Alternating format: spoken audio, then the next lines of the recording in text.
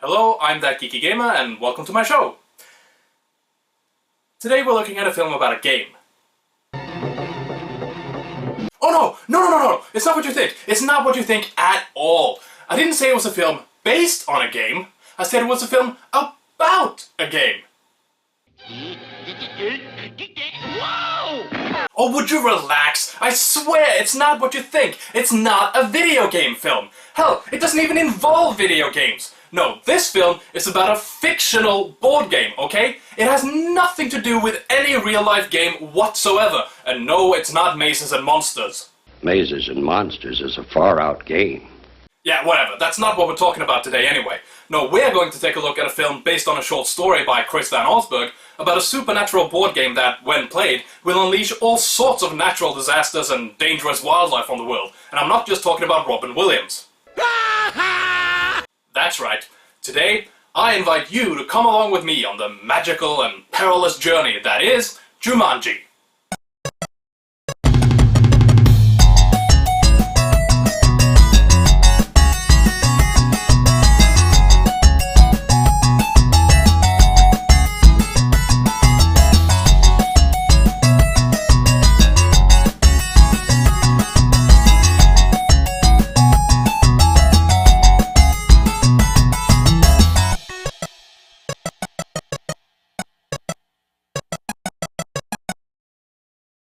So the film begins on a dark night in 1869, where we see two young boys burying some kind of chest. What if someone digs it up? Oh, wait, let me guess. May God have mercy on his soul! May God have mercy on his soul.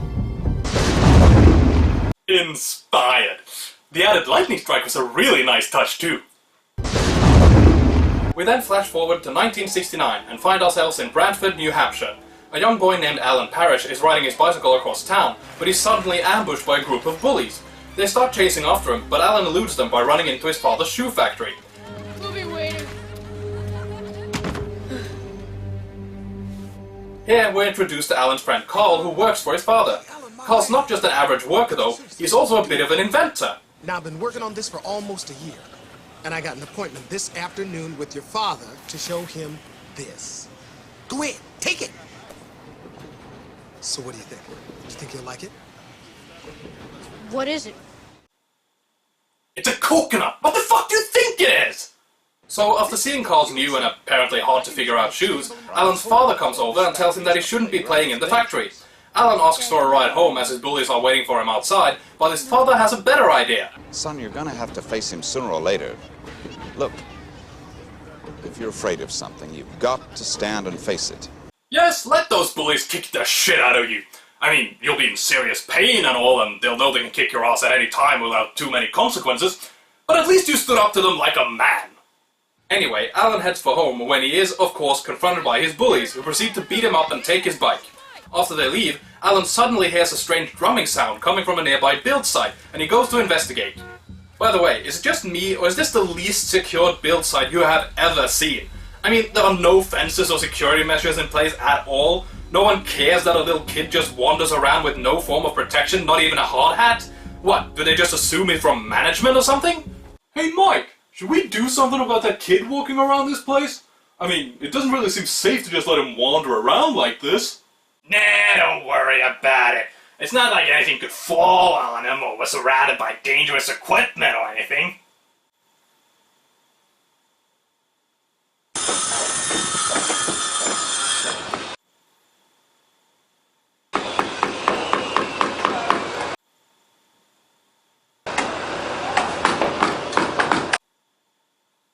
Yeah, I guess you're right.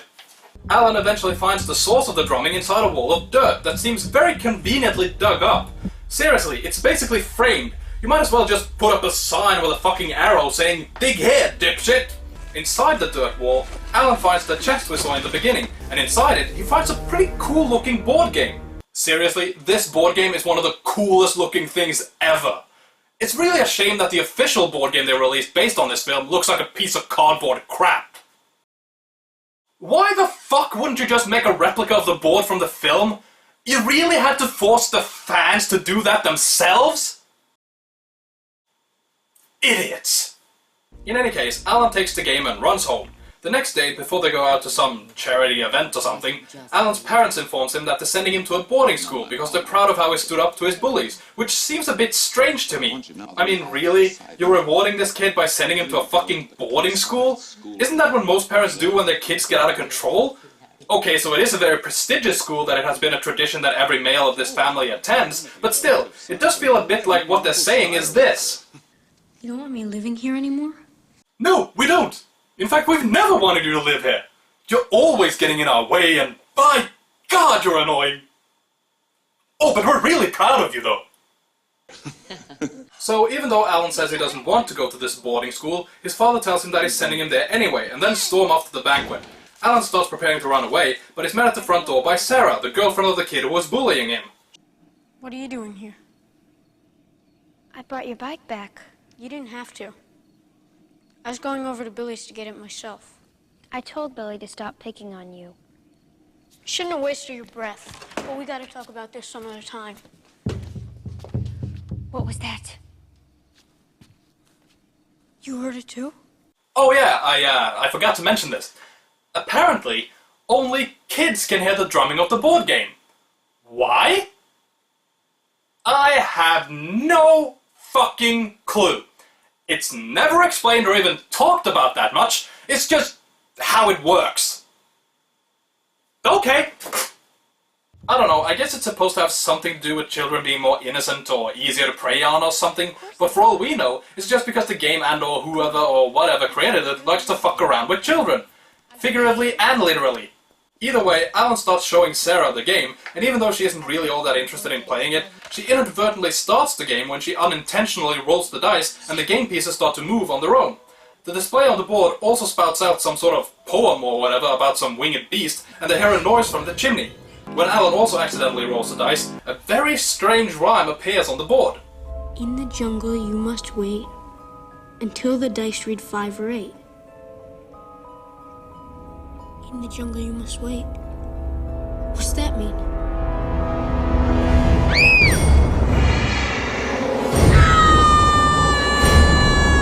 I've heard of games that suck, but this is ridiculous!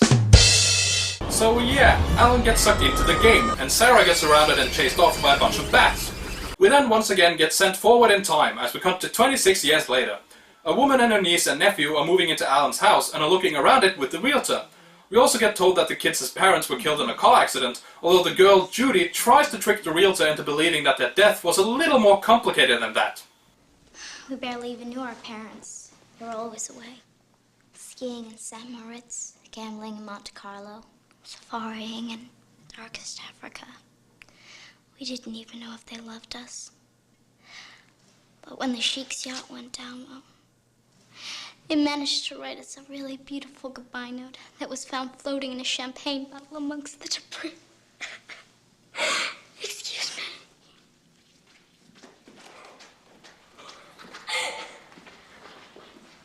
I just freaked out a stranger by dishonoring the memory of my parents. I'm so witty.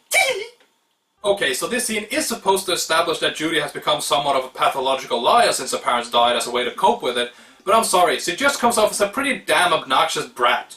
Oh, and we also learned that the boy Peter apparently stopped talking when their parents died, although as we see a few scenes later, he still talks with his sister. You know kid, there are other ways of coping with the loss of a loved one. I mean, I know you're just a kid and that you're in mourning and you're damaged and all, but I'm sorry, I'm gonna have to side with your sister on this one. If you don't cut that out, they're gonna send you to a shrink. Where do you think they're gonna send you if you don't start talking? Yeah! Think about it!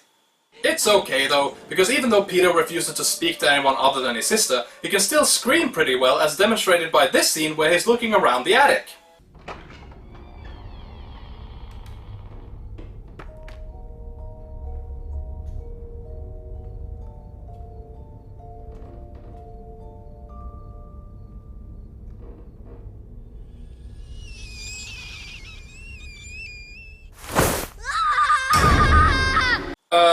I'm sorry, but what was up with that edit? Yeah, I know you saw a bat and got scared, but why did you cut to a painting of some old lady being revealed as he screamed? Are you trying to say that the painting is scary, or that old lady's so scary? Or maybe you're trying to trick us into believing that he actually got scared because of the painting? What? As I said, Peter is actually scared because of a bat, so they call in a pest control guy to see if he can get rid of it. He doesn't find any bats, but he does let the kids know about the history of the house. Bats aren't what I'd worry about in this house anyways. What would you worry about? Well, personally, I wouldn't want to live in a house where someone was murdered. Murdered? Yep. Little Alan Parrish. I say his father did it. There's 1,001 places he could have hid the body in this house. Especially if he chopped it up first. Okay, I think the aunt needs to get these kids the fuck away from you. I mean, what the fuck was that all about? Even if that is what happened, why the hell would you be telling these kids that? What, you just get a sick thrill out of scaring the shit out of kids and giving them nightmares? Okay, I guess you could argue that he was just messing with them or trying to screw with them a little, but if that was the case, wouldn't he somehow let them know that? You know, by giving them a wink or telling them that he's just screwing around? Just blurting this stuff out does nothing except potentially scare them shitless. Why would you do that? Anyway, a few days later, as they're all getting ready to leave for school and work, the kids start hearing a drumming. After the aunt leaves, they run upstairs to find out it's coming from, you guessed it, the board game Alan found. They start setting up the game when suddenly...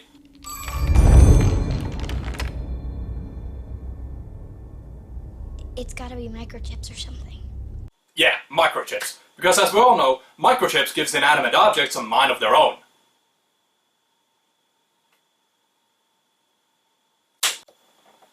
So just like Alan and Sarah, Judy and Peter starts playing the game, first unleashing some big and vicious mosquitoes, then a horde of rambunctious monkeys, and finally a huge fuck-off lion. The kids also learn how to get rid of all these creatures.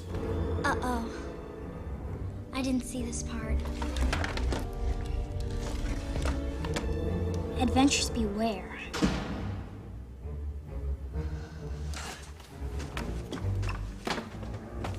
Adventurers beware.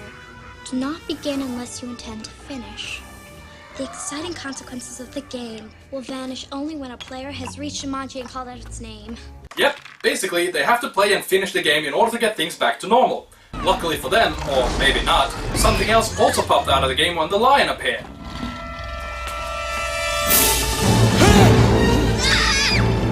Ah! Monty Python attack! It's... Monty Python's a flying circus.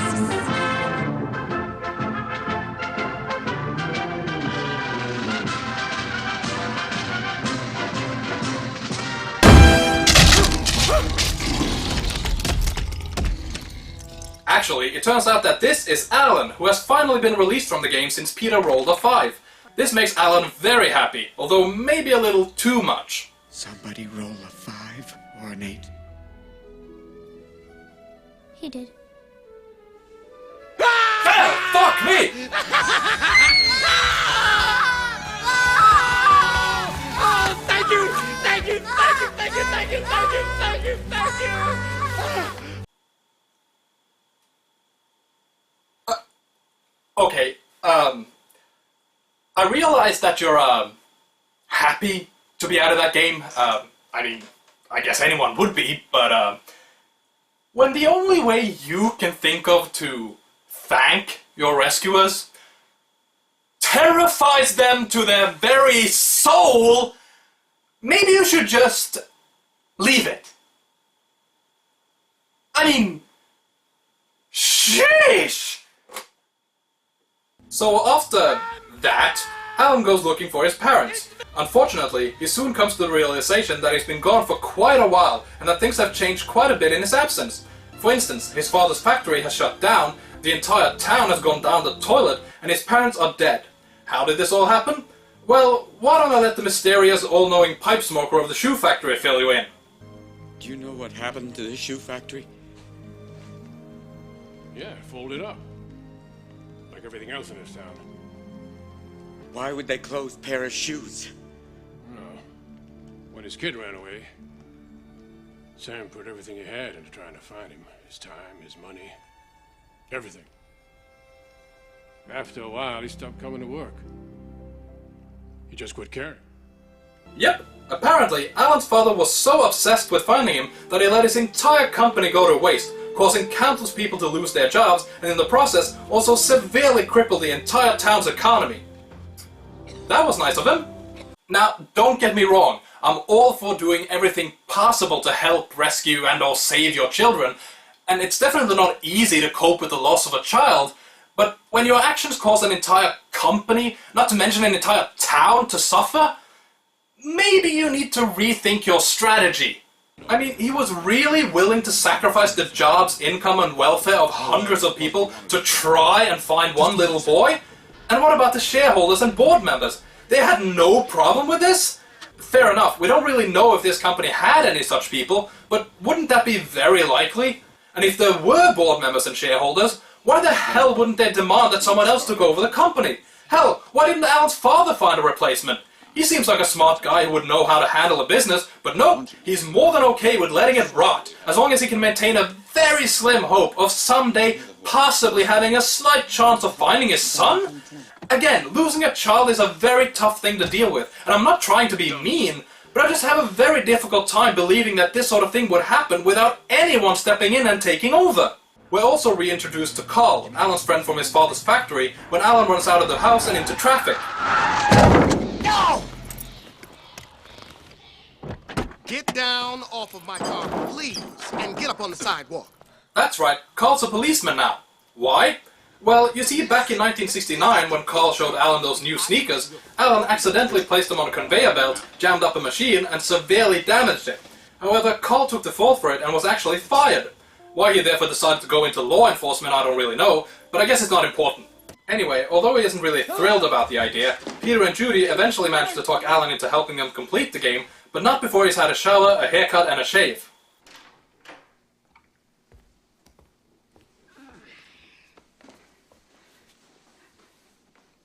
What happened to you?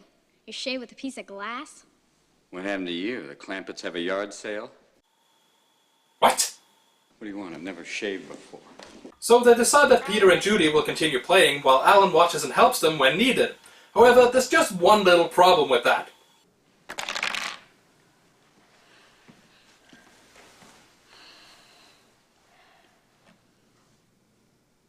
Alan, it's not working.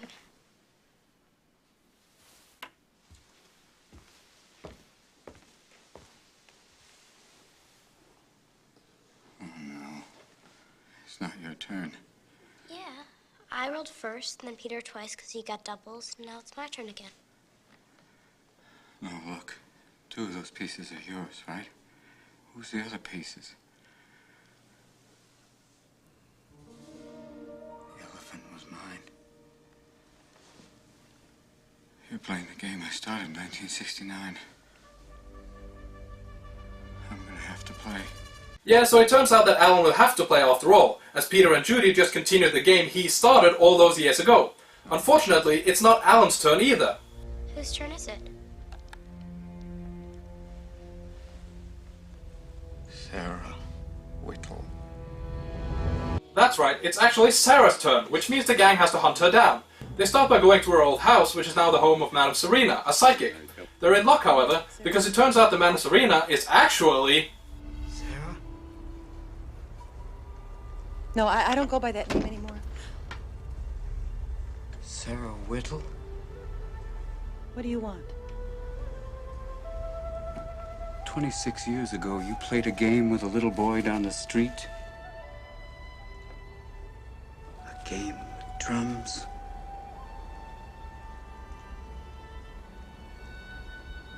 How do you know that? I was that little boy, Sarah. Alan.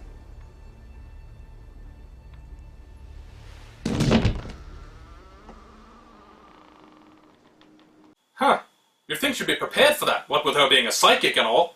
Actually, she might be more of a psycho than a psychic, as it turns out that she has been in therapy ever since Alan disappeared. Over the years, with a little help, she managed to convince herself that what she saw wasn't real, and that Alan's disappearance was the cause of his father murdering and horribly butchering him. Sarah, come on. My dad did that. My father could barely hug me, let alone cut me into little pieces. 26 years ago, we started playing a little game. And now, we're all gonna sit down and we're gonna finish it. And guess what? It's your turn.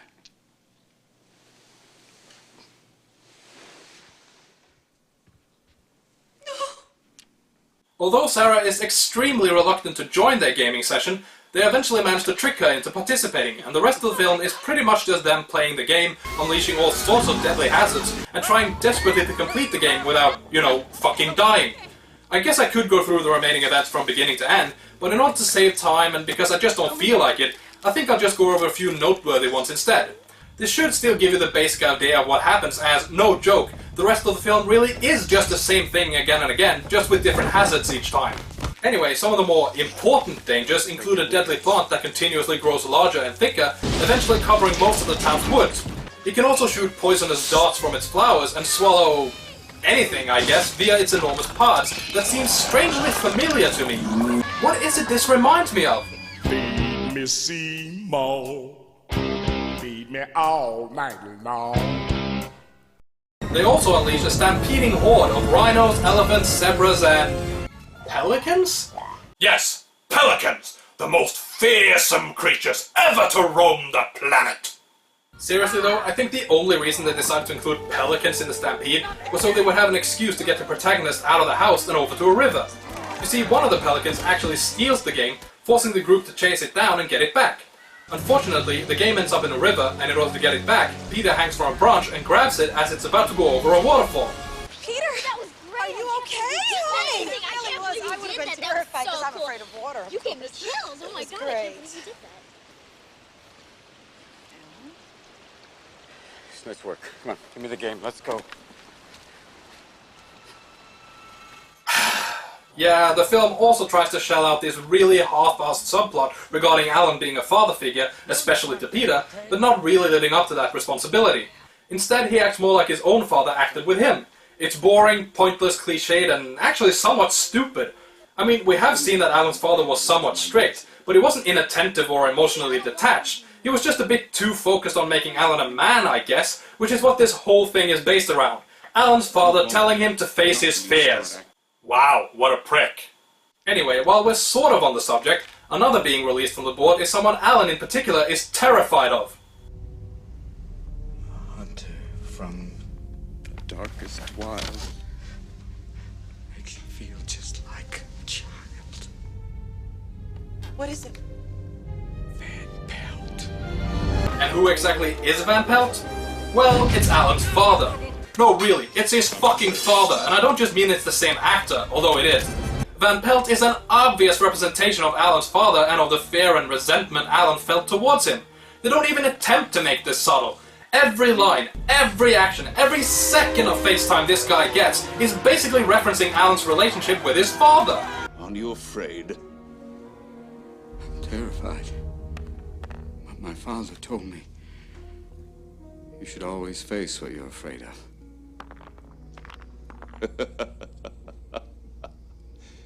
Good lad. You're finally acting like a man. Oh gee, I can't possibly figure out what they're referencing with that line, and I have absolutely no idea who this guy is supposed to represent. How about you? Can you figure out this incredibly cryptic puzzle? Oh, okay, to be fair, it's not like Van Pelt isn't somewhat intimidating. I mean, he does carry around a fucking rifle and will stop at nothing to kill your stupid ass, but still, it's just so painfully obvious what they did with this guy. Apart from that, the only things that should be mentioned is that Peter eventually gets turned into a monkey boy thing because he tries to cheat. Carl spends the entire film basically running around being a weak comic relief that runs into everything the others already have encountered, and Peter and Judy's aunt eventually joins up with him to add even more non-comedy to his comic relief. As you might have guessed though, the gang eventually managed to complete the game by reaching the middle of the board and saying the magic words.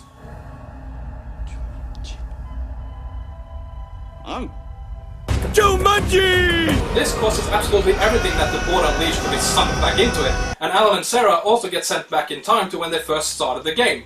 Alan and his father apologize to each other for what they said, Alan and Sarah kiss each other, and they toss the game into a river with a bunch of bricks. Years later, Alan and Sarah are hosting a Christmas party where they have invited Judy, Peter and their parents, since they apparently remember them all these years and have been waiting to see them again. I guess this is all well and good, but try to look at this from Peter and Judy's parents' point of view. I mean, we know why Alan and Sarah are so excited to see Peter and Judy, but if you were these kids as parents and you saw your possible employer and his wife act like this upon meeting them, would you react so calmly? Oh my God, there they are. Judy and Peter, kids, say hi to Mr. and Mrs. Parrish. Nice to meet you. Nice to meet you.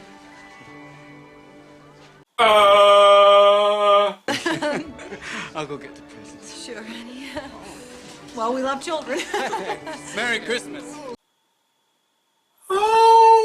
Okay, we're gonna go now, but, expect the police any second. Seriously, they just come off as a little, okay, way too interested in these people's children.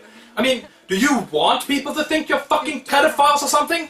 No! Well, then stop acting like it! Anyway, Alan gives the kids his father a job, and they all live happily ever after. Or do they? Well, yeah. But these kids don't! Qu'est-ce que c'est ce bruit?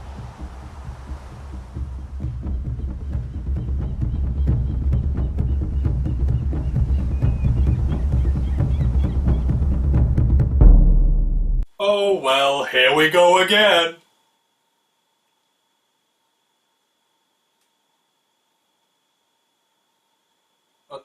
Oh, I see. There was never any sequels, so this cliffhanger doesn't really mean anything. Okay. So how does Jumanji ultimately stack up? Well, I have to be honest with you. I like it. I really like it. Oh, don't get me wrong, it has several problems, and at times it can be almost insultingly stupid, but overall I think it's a great flick with a fun and exciting adventure. The acting is, for the most part, top-notch, the special effects are, at least for the time, pretty impressive, and I just think it's a pretty cool concept. A supernatural board game with the power to alter reality? Yeah, that sounds awesome! It's a shame that they didn't really do more with this idea, but apparently there is a reboot in the works, and they did eventually release an actual board game based on it. I was wondering why they never made an attempt at a video game adaptation, but someone actually did make a PlayStation 2 game out of it.